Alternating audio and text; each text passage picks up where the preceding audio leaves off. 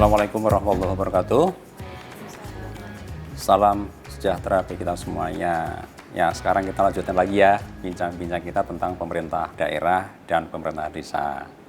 Kepada mahasiswa yang di luar sana, dimanapun Anda berada, juga termasuk masyarakat luas yang menyaksikan kuliah UT pada kesempatan ini, saya sampaikan selamat bergabung dan bisa nanti ya bertanya tapi lewat chat aja.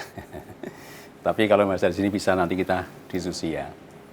Jadi pada perkuliahan yang pertama sudah saya jelaskan ya. Jadi pemerintahan modern itu dimulai pada zaman Daedalus tahunnya 1808 ya.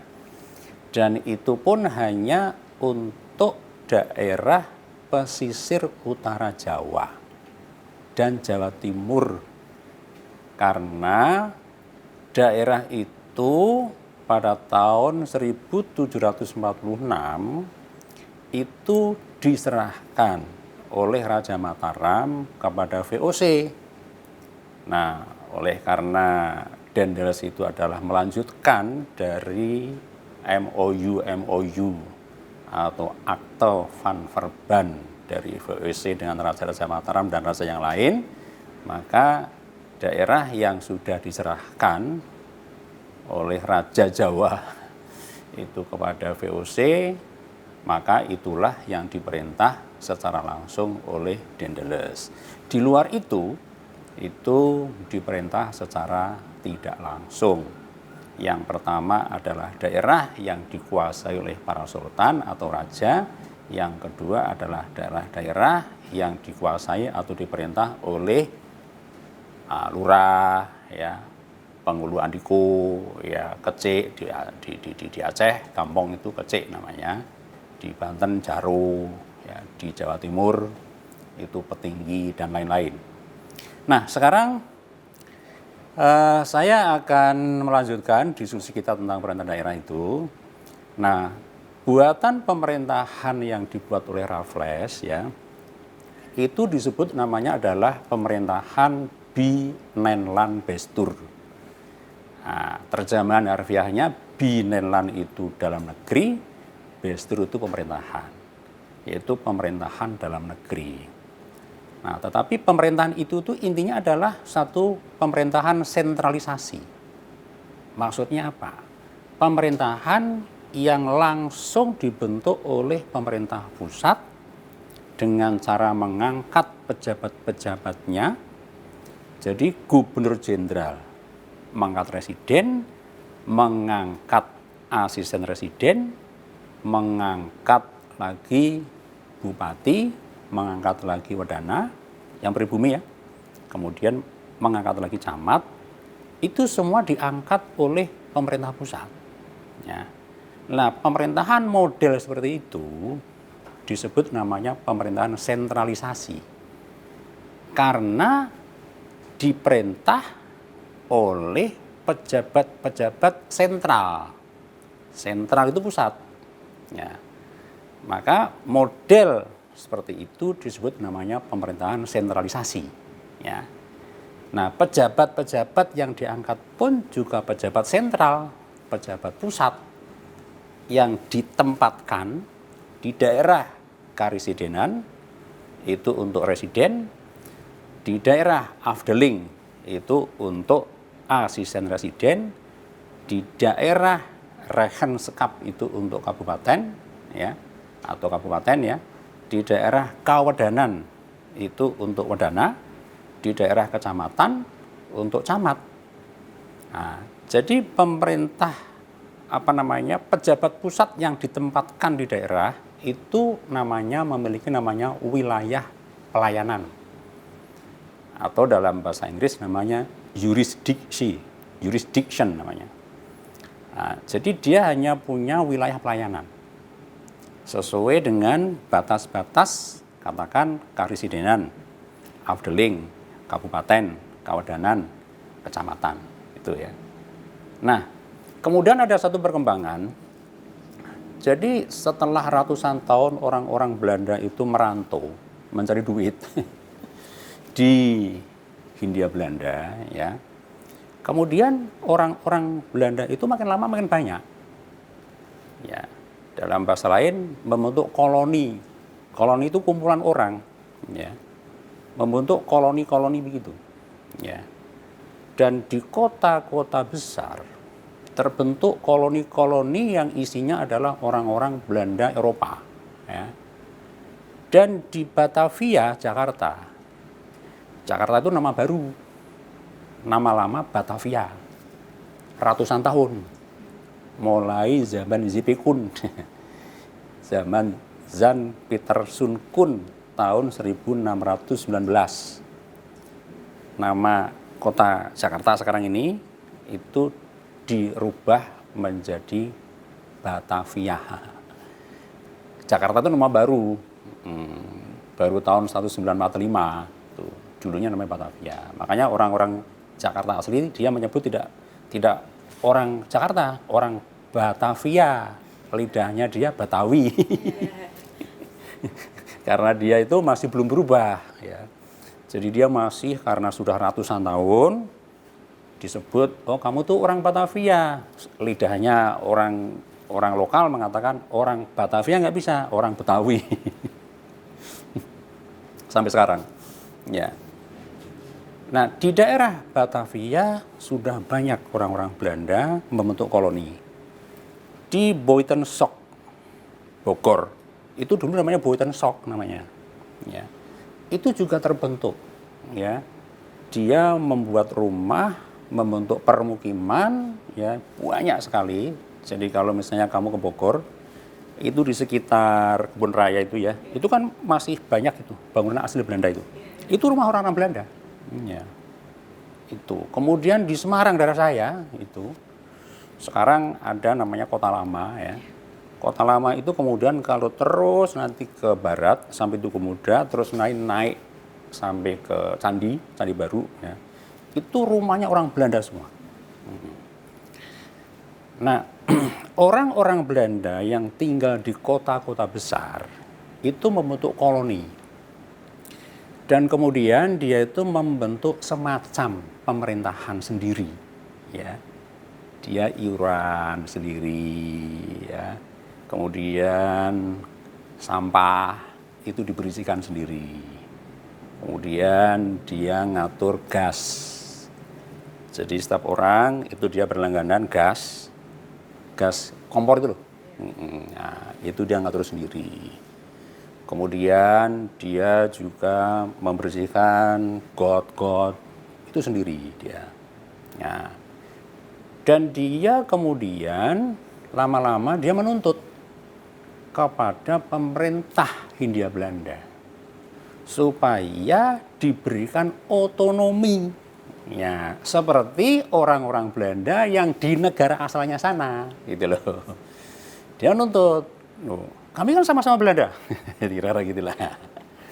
Kok ini orang-orang Belanda di negara asal sana kok diberi otonomi, oh kami enggak, kira-kira begitulah.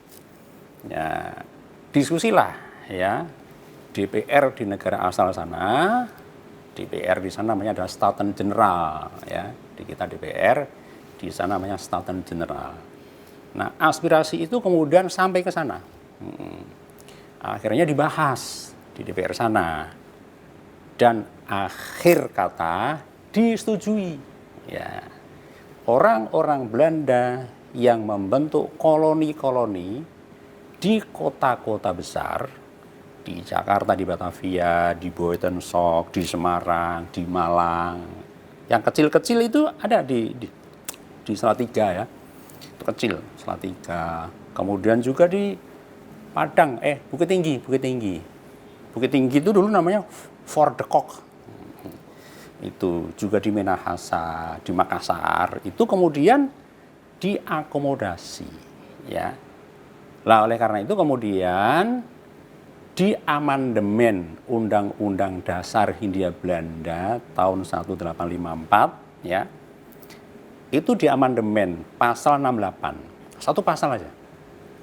Pasal 68 itu kemudian di amandemen menjadi pasal 68A, 68B, 68C. Isinya apa? Isinya adalah diberi kesempatan koloni-koloni orang-orang Eropa Belanda itu untuk membentuk daerah otonom, DAOT, singkatannya sekarang namanya DAOT, daerah otonom. Ya. Jadi daerah otonom pertama kali di Indonesia itu adalah untuk memenuhi tuntutan, ya, koloni-koloni orang-orang Eropa Belanda.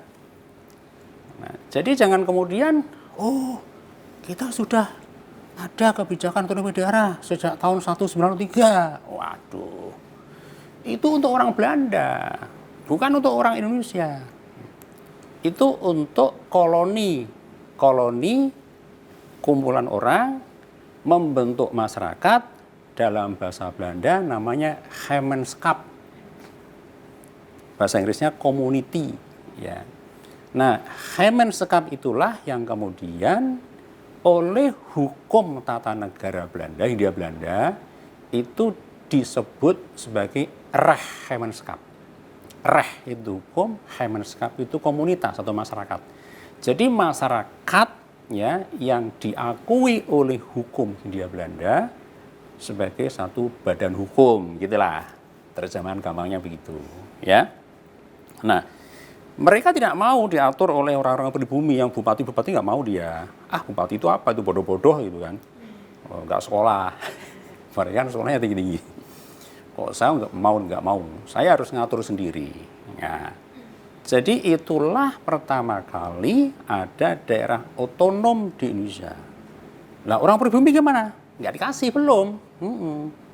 Jadi orang pribumi masih diatur dengan cara pribumi. Ya. Dengan bupati-bupati itu. Di bawahnya ada wedana, di bawahnya ada lagi camat. Itu yang formal, yang direct.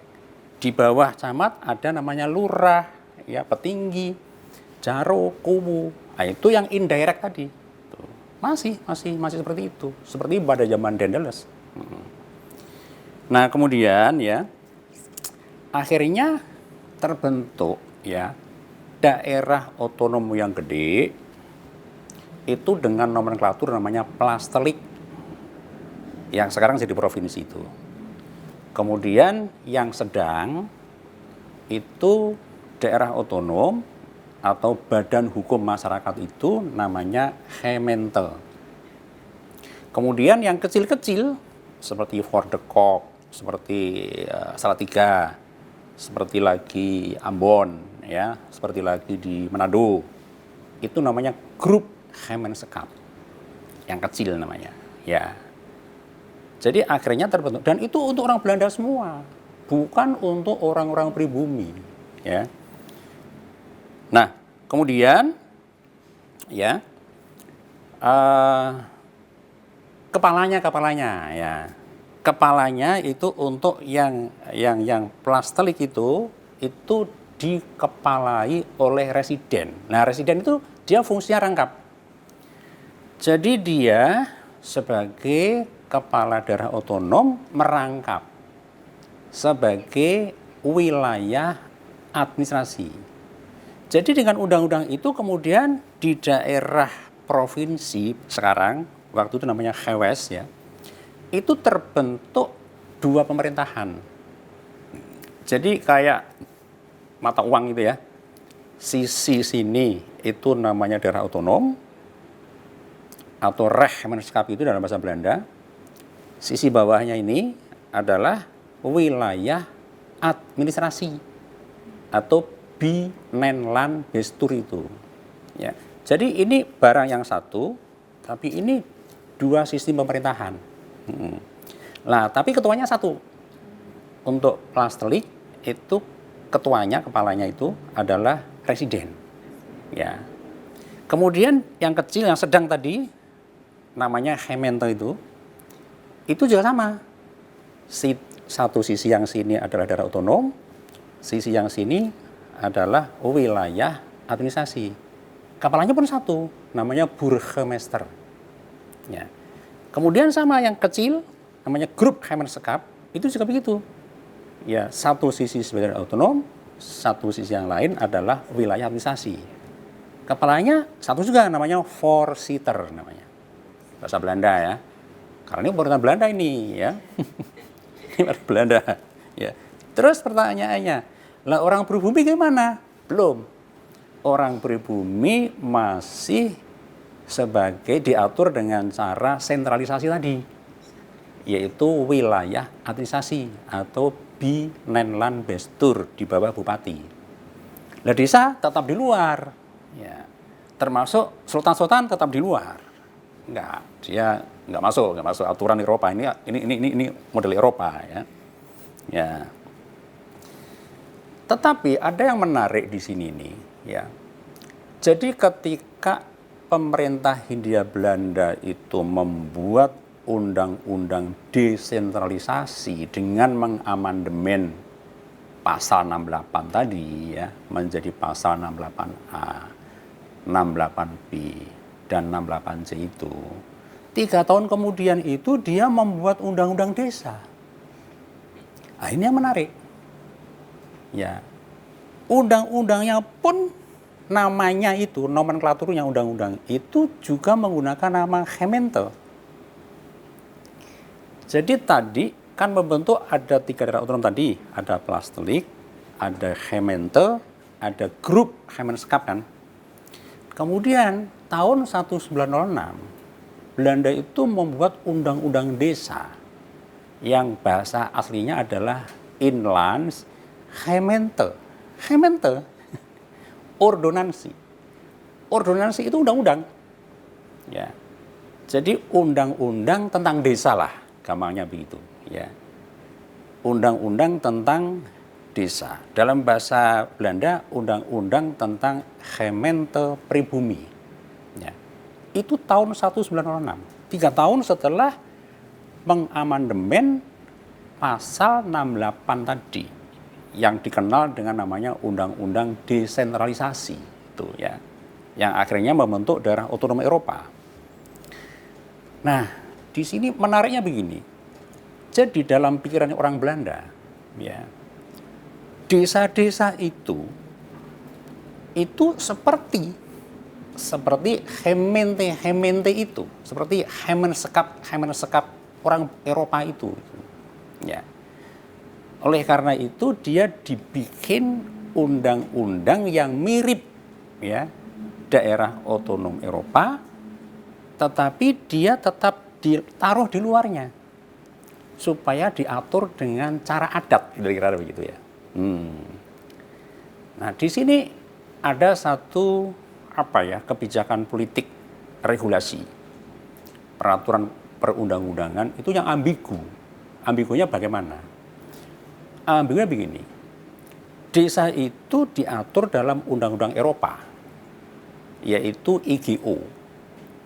Ada 2 PP sebagai satu peraturan pelaksanaannya, yaitu peraturan pemerintah nomor 83 tahun 1906 sama dengan IGO-nya, itu tentang rumah tangga desa. Kemudian ada lagi PP nomor 212 tentang pemilihan ya dan skorsing. Skorsing itu berhenti di tengah-tengah itu loh. Menskors. Itu tentang kepala desa. Dan itu dituangkan dalam sebuah regulasi Eropa gitu loh. Tetapi anehnya orang Belanda itu menyerahkan ya aturan main tata kelola pemerintahan itu kepada adat istiadat. Lah inilah yang saya katakan ambigu ya. Jadi satu lembaga yang diserahkan tata kelolanya dengan cara adat, tetapi diatur dalam undang-undang Eropa. Nah, itu loh, ya. Oleh karena itu kemudian ada seorang peneliti ya dari Amerika, dia menulis sebuah buku, tebal bukunya, tentang colonial policy itu ya. Itu tahun 1933, namanya adalah A.D.A. Dekat Angelino itu ya. Nah, dia dalam buku itu dikatakan ya bahwa sebetulnya otonomi desa itu bukan otonomi asli, tapi itu otonomi model Eropa, ya, karena diatur dalam hukum Eropa. Nah, itu loh. Ya. Ya. Dan itu dibuktikan dalam satu riset, ya, ilmiah, disertasi doktor, dan itu diuji di Leiden University oleh orang Indonesia. Hanya namanya nama Belanda karena keturunan Belanda. Namanya Lucian Adam. Ya. Dia kemudian diterbitkan disertasinya itu dengan judul bukunya itu De Autonomie van het Indonesisch Dorp. Jadi De Autonomie otonomi, ya. Van het Indonesisch Dorp. Dorp itu desa, desa-desa di Indonesia. Nah, apa temuan dia? Temuan dia mengatakan otonomi asli di Indonesia setelah diatur dengan hukum Eropa sudah menipis dan makin lama makin hilang. Itu kata Lucian Adam. Risetnya tahun 1924. Maka saya punya buku, satu di jurnal, saya katakan bahwa kalau ada orang Indonesia hari ini mengatakan bahwa di desa ada otonomi asli, nah, itu orang tidak pernah membaca buku. Orang yang kurang ikro, orang illiterate, orang buta huruf. Sampai saledek begitu kan. Banyak orang marah, tapi saya minta kalau kamu nggak terima ya kamu kasih data dong. Ini kan diskusi ilmiah kan gitu kan ya. Nggak pernah bisa kasih data kan dengan saya gitu kan. Karena saya punya data yang sangat kuat. Ya, maka termasuk kebijakan undang-undang desa itu kan sudah saledek gitu. Ya, ini dibikin oleh orang-orang buta huruf. Karena di situ mengatur adanya otonomi desa asli. Dan itu kemudian dibikin Permendes, peraturan Menteri Desa. Ada otonomi asli katanya begitu. Makanya kemarin waktu saya diminta ada semacam LSM begitu ya. Dia mengadakan BIMTEK. Sekarang kan lagi musim BIMTEK ini. Desa punya duit banyak kan? Wah, kemudian dari Palembang itu di kabupaten apa itu ya. Itu kemudian dia mengadakan BIMTEK di Bandung gitu kan, di hotel gitu kan. Terus saya diminta untuk ngomongin desa.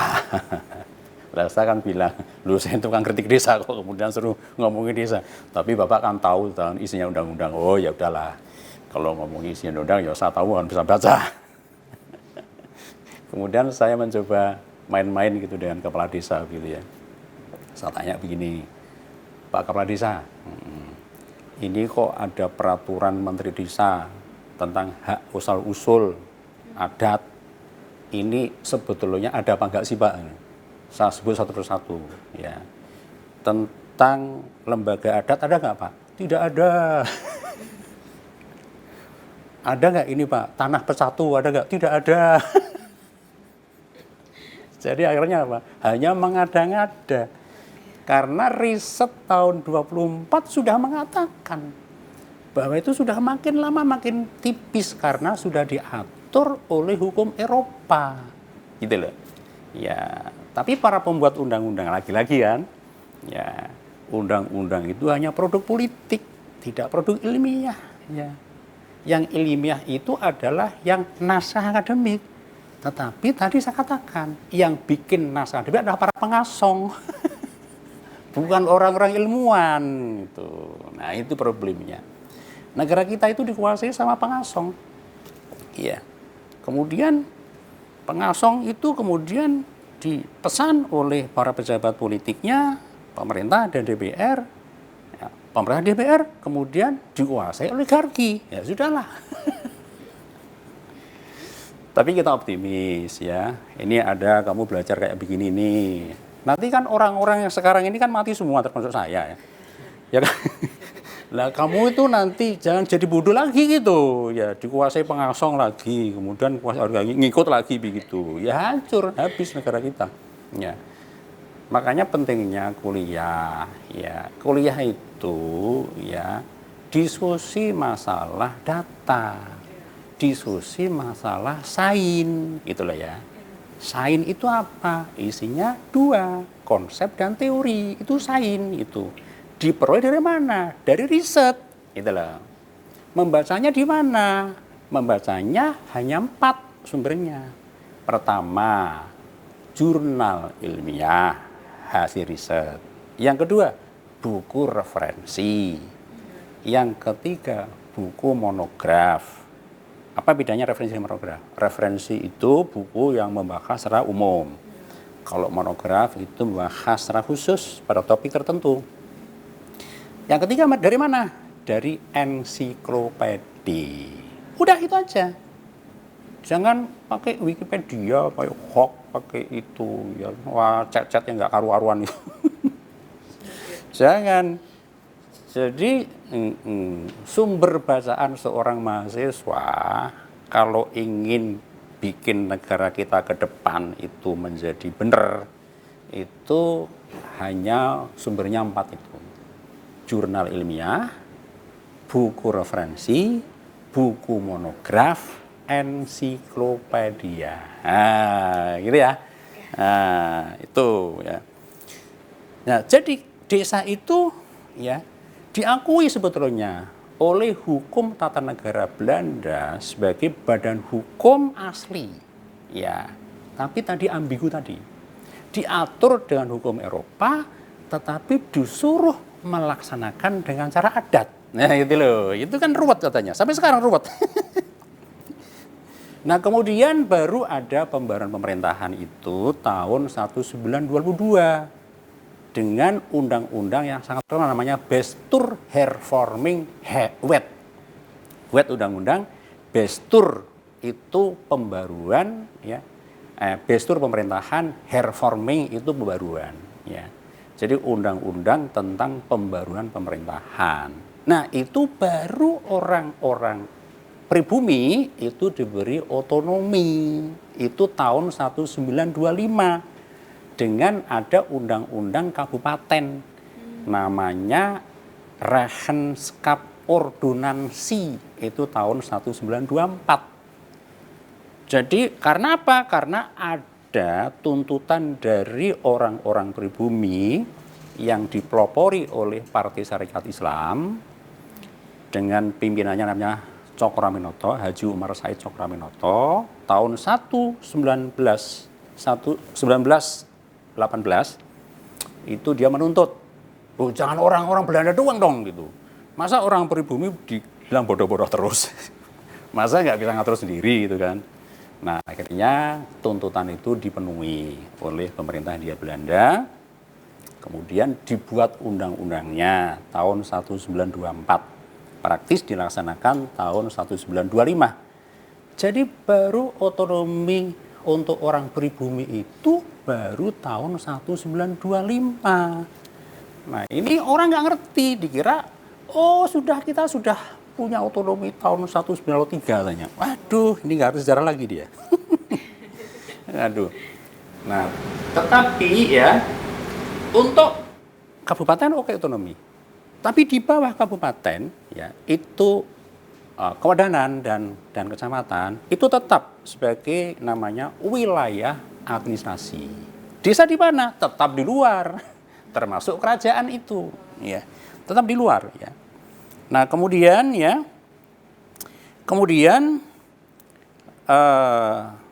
otonomi desa tadi saya jelaskan adalah tetap otonomi Eropa, tetapi dia mengandalkan dengan hukum-hukum adat.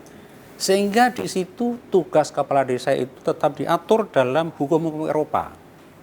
Yaitu di sini saya jelaskan ya. Fungsi dan tugas kepala desa itu pertama adalah tetap sebagai tusen person perantara tadi. Itu dibuat oleh Daendels.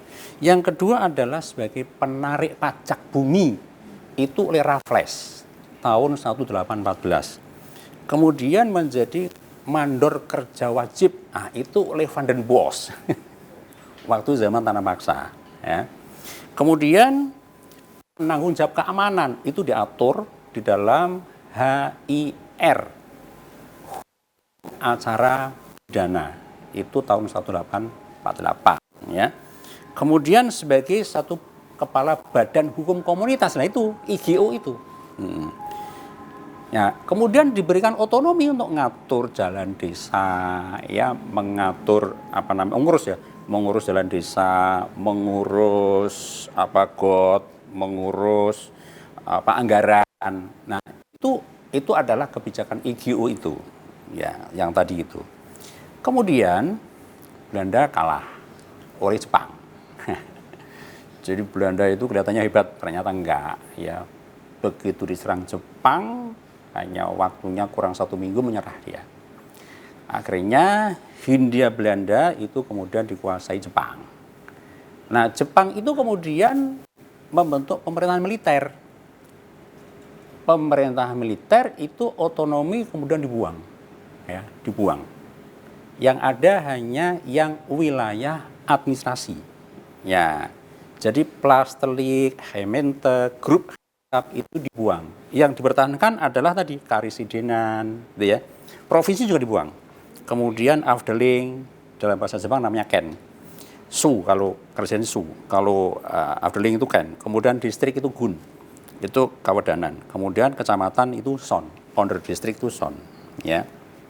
Nah, yang menarik desa itu oleh Jepang itu pemerintahan asli itu dibubarkan, diganti pemerintahan yang diimpor dari Jepang, dari lembaga Jepang namanya Buraku, ya, diimpor mentah-mentah, ya, kemudian diganti bahasa Jepang, Kucho, kepala desa Kucho, kemudian Carik, macam-macam diganti penulis desa, kemudian ada mandor, kemudian ada lagi polisi desa, terus ada RT, bahasa Jepang namanya Tonarigumi, ada RW itu namanya Aza, ada PKK itu Fujinkai, ada lagi Heyo Linmas sekarang itu, ada lagi Senendan itu Karang Taruna.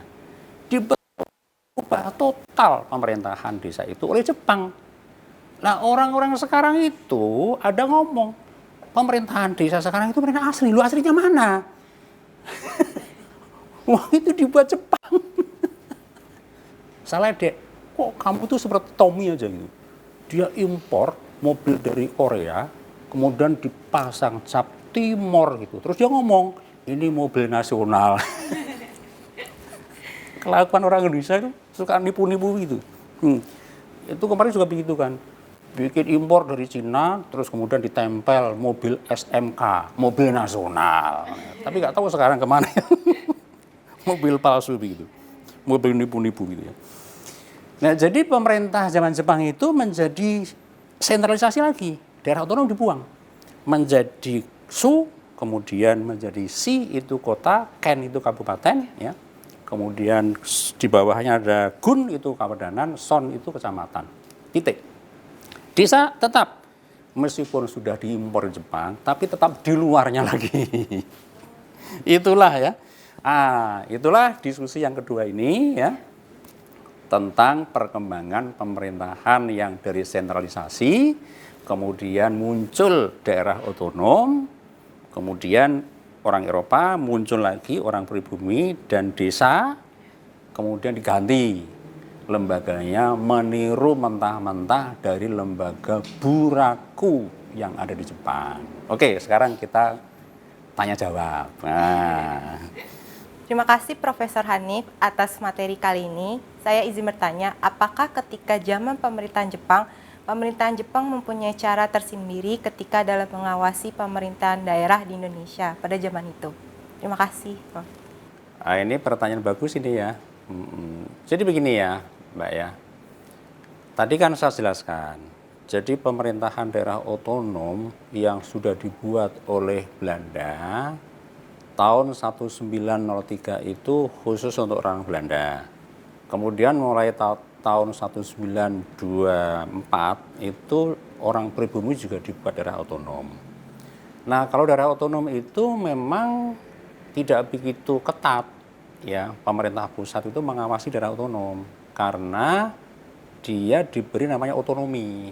Otonomi itu mengatur sendiri urusan yang diberikan. Hanya diawasi aja oleh pejabat pusat itu. Ya. Nah, ketika Jepang masuk, daerah otonom itu dibubarkan.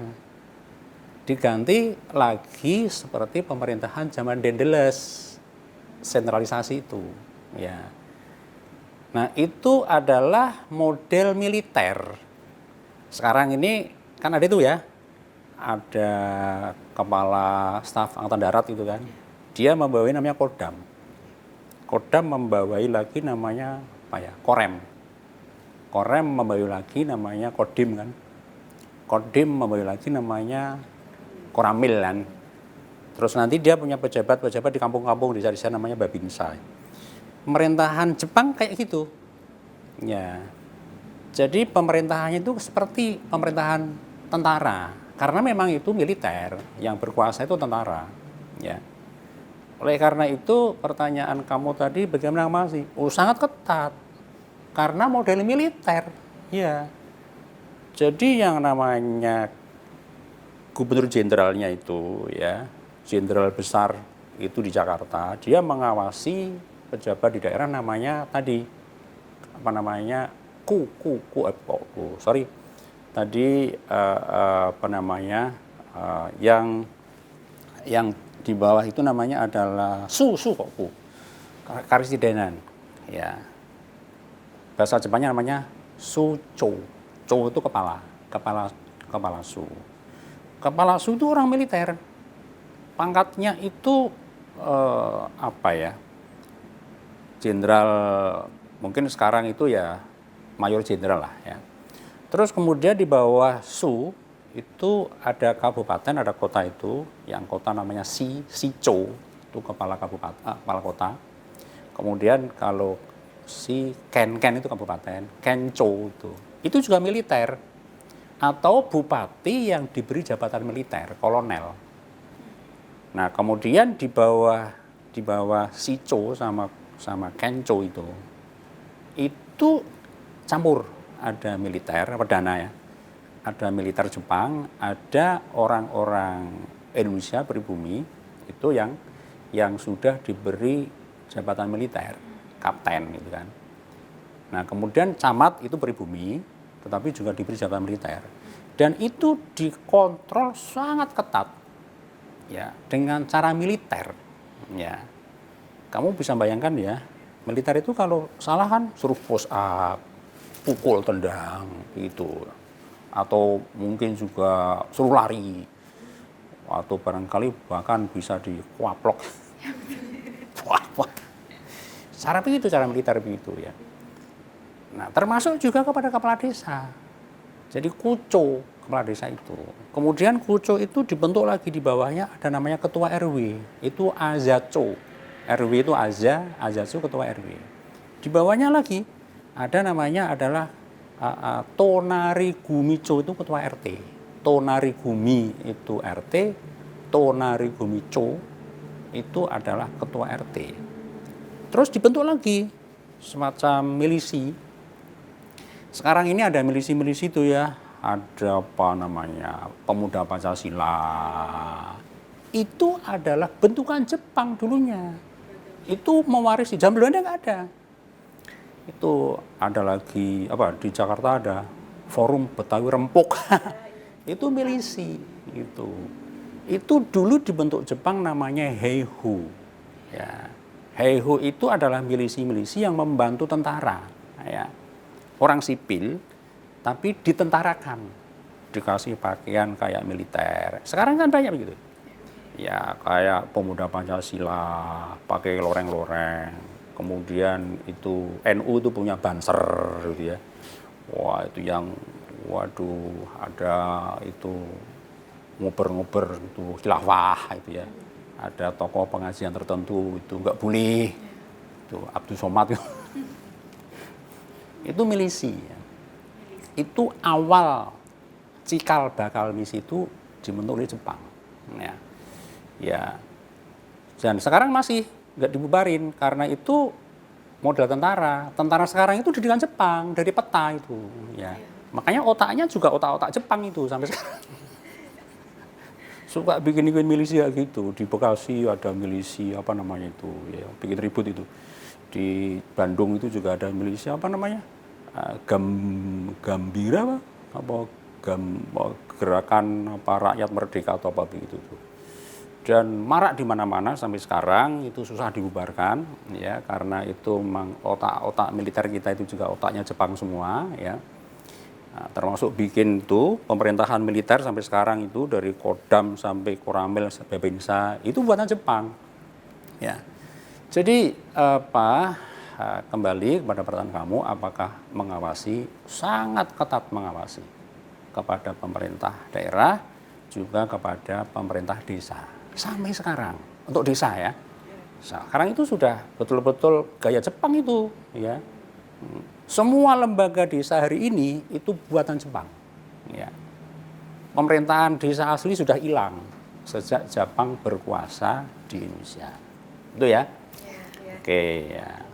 Terima kasih Profesor atas materi yang telah dimaparkan. Saya izin bertanya, mengapa desa dan kerajaan kesannya selalu disingkirkan ketika ada otonomi daerah ya? Terima kasih. Ini pertanyaan sangat bagus ini ya misalnya ya. Jadi gini ya, itu ada kebijakan oleh namanya negara penjajah ya. Negara penjajah itu intinya bagaimana supaya dia dapat untung terus begitu. Nah, orang Belanda itu pinter karena dia punya riset, punya orang-orang ilmuwan-ilmuwan yang dia meriset. Jadi dia oleh para ilmuwan disarankan begini, mengatur bangsa Indonesia itu jangan langsung drastis menggunakan hukum Eropa. Karena kalau dipaksakan menggunakan hukum Eropa, berontak. Orang-orang Indonesia itu berontak, ya, karena nggak cocok dengan pikirannya, dengan budayanya. Lalu oleh karena itu Belanda itu mengatur waktu menjajah ya, itu begini, untuk orang Eropa, Belanda itu dia menggunakan hukum Eropa.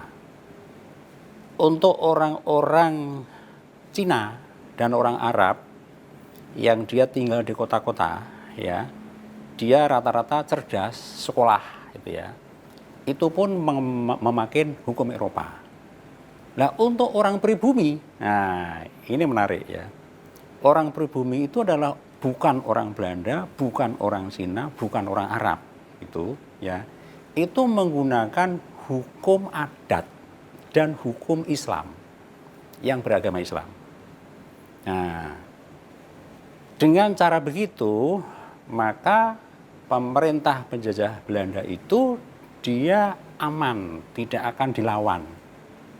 Karena kalau dipaksa semua menggunakan hukum Eropa, nggak ada yang mau, berontak itu ya. Nah, oleh karena itu maka dia menggunakan hukum adatnya masing-masing.